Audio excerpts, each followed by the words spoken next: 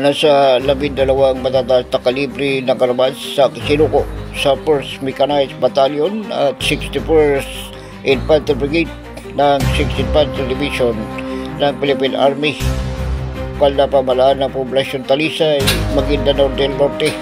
Kabilang sa mga isinuko ang 2 sniper rifle na may 2 magazine, 7.62mm rifle, 7 grenade launcher, 40mm, isang carbine caliber 30 at isang rifle caliber 30.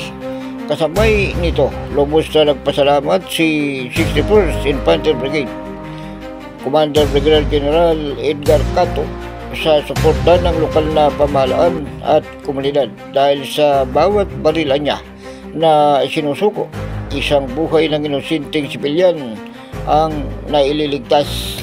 Tiniyak din ng Eastern Mindanao Command at Joint Task Force Central na ipagpapatuloy nila ang laban sa pagkalat ng mga illegal na armas.